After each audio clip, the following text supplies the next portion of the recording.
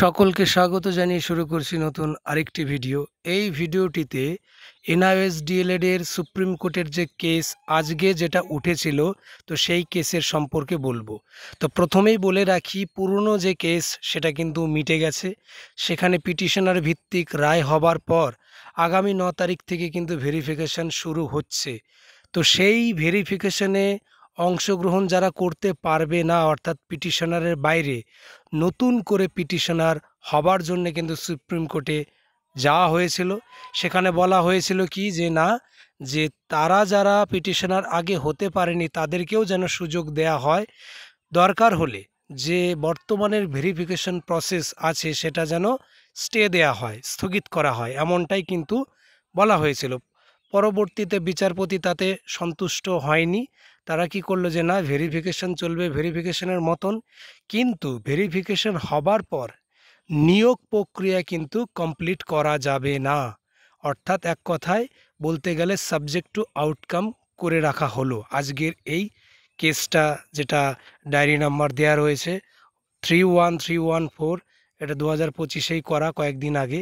তো এই কেসটার কিন্তু এটাই বৃত্তান্ত। আর আগামী 6 সপ্তাহ পর কিন্তু পরবর্তী ডেট দেয়া হয়েছে। সুতরাং এর মধ্যে ভেরিফিকেশন কমপ্লিট হয়ে যাবার পরও সেটা যারাই হোক না কেন, ভেরিফিকেশন কমপ্লিট যারাই করে আসুক না কেন, তারা চাকরি কিন্তু আগেই পাবে না, ততদিন যাবৎ কিন্তু নিয়োগ করতে পারবে না, এমনটাই কিন্তু আজকে বলে দিল বিচারপতি। তো এক কথায় বলতে গেলে আগামী দিনে যারা পিটিশনার হবে নতুন করে, তো এই যে পিটিশনার আজকে যুক্ত হলো তাদেরও কিন্তু চান্স আসবে, এমনটাই কিন্তু আজকের হিয়ারিং দেখে বোঝা গেল। এখন হয়তো দিল না ঠিকই, আগামী 6 সপ্তাহের পর যে হিয়ারিংটা হবে সেখানে হয়তো তাদেরকেও চান্স দেওয়ার কথা বলবে। তো সেই হিসাবেই কিন্তু ইঙ্গিত এখানে রাখা হয়েছে। আবার চান্স নাও দিতে পারে, এটা আগামী দিনেই বলবে।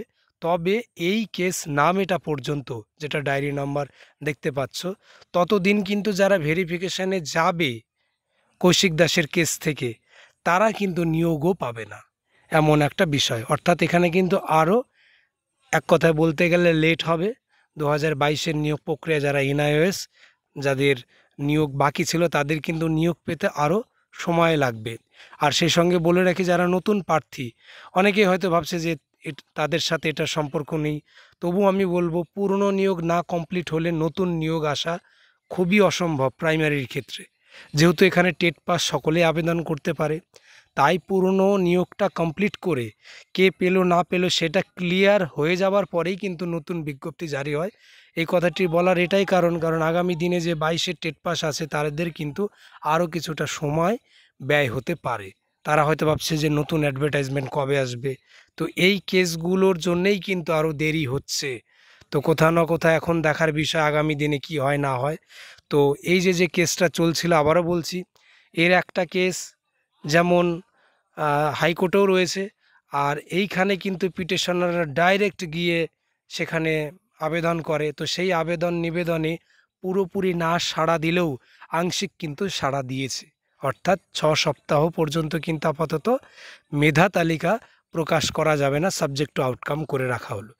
বাদবাকি সমস্ত ভেরিফিকেশন আগে যাদেরকে ডাকা হয়েছে সেগুলো কমপ্লিট করতে পারে, এতে কোনো অসুবিধা নেই। তো এই ভিডিওতে এইটুকু ইনফরমেশন ছিল।